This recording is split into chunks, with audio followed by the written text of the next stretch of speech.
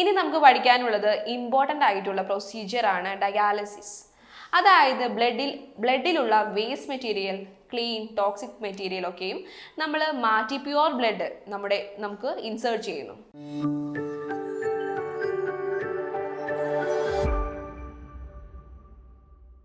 Complicated ആയിട്ടുള്ള ഒരു procedure ആണിത്. ക്രോണിക് കിഡ്നി ഡിസീസ് ഉള്ളവർക്ക് എൻഡ് സ്റ്റേജിലാകുമ്പോൾ ഡയാലിസിസ് പ്രൊസീജിയർ ആണ് ചെയ്യുന്നത്. ഇനി ഹീമോ ഡയാലിസിസ് എന്താണ് നടക്കുന്നതെന്ന് നോക്കിയാൽ ഒരു കമ്പാർട്ട്മെന്റിൽ നിന്ന് വേറൊരു കമ്പാർട്ട്മെന്റിലേക്ക് ഫ്ലൂയിഡിനെ ഡിഫ്യൂസ് ചെയ്യുന്നു. ഇത് ചെയ്യുന്ന പ്രൊസീജിയർ ഡിഫ്യൂഷനാണ്. ഇതിന് കമ്പാർട്ട്മെന്റിന് ഇടയിൽ ഒരു സെമി പെർമബിൾ മെംബ്രെയിൻ ഉണ്ടായിരിക്കും. ഫസ്റ്റ് കമ്പാർട്ട്മെന്റിൽ നിന്ന് ഡയാലിസിസ് ഫിൽറ്റർ ആകും. സെക്കൻഡ് കമ്പാർട്ട്മെന്റിൽ ഡയാലിസേറ്റ് ആയിരിക്കും. ഡയാലിസേറ്റിൽ എന്തൊക്കെയാണെന്ന് വെച്ച് കഴിഞ്ഞാൽ വാട്ടറും പിന്നെ ഇമ്പോർട്ടൻ്റ് ആയിട്ടുള്ള ഇലക്ട്രോലൈറ്റ്സും ആയിരിക്കും കാണുക. വാട്ടർ സ്റ്റെറൈൽ ആകണമെന്ന് നിർബന്ധമൊന്നുമില്ല, പക്ഷേ നമ്മൾ ഉപയോഗിക്കുന്ന ഡയൽസ്ലേറ്റ് സ്റ്റാൻഡേർഡ് ആയിരിക്കണം. വാട്ടർ നീറ്റ് ആൻഡ് ക്ലീൻ ആയിരിക്കണം നമ്മുടെ ശരീരത്തിലെ വേസ്റ്റ് പ്രൊഡക്ട്സിനെ എക്സ്ക്രിയേറ്റ് ചെയ്യാൻ വേണ്ടിയിട്ട്. പിന്നെ cleanses the body of accumulation waste products.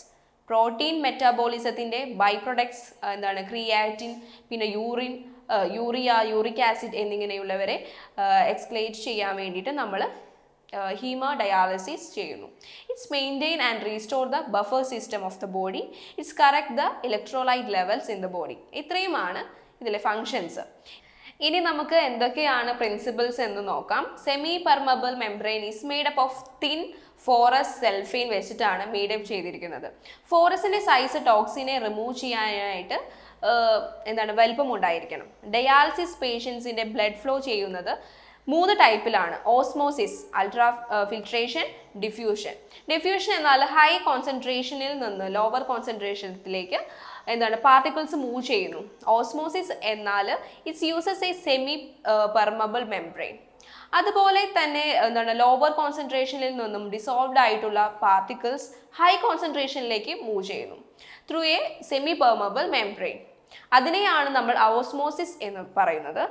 പിന്നെ അൾട്രാ ഫിൽട്രേഷൻ എന്നാൽ നമ്മൾ ആർട്ടിഫിഷ്യൽ ആയിട്ടുള്ള പ്രഷർ ഗ്രേഡിയൻ യൂസ് ചെയ്തിട്ട് പാർട്ടിക്കിൾസിനെ മൂവ് ചെയ്യുന്നതിനെയാണ്. പിന്നെ ഇത്രയുമാണ് പ്രിൻസിപ്പിൾസിൽ പറയുന്നത്. ഇനി ഹീമോ ഡയാലിസിസ് ആക്സസ് എന്തൊക്കെയാണെന്ന് നോക്കാം.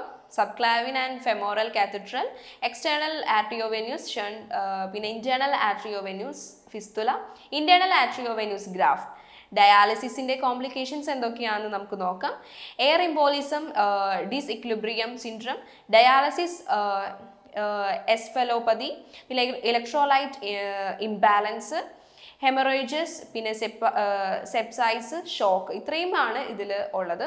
ഇനി നമുക്ക് ഇൻ്റർവെൻഷൻസ് നോക്കാം. Monitor the vital signs especially blood pressure, heart rate and temperature.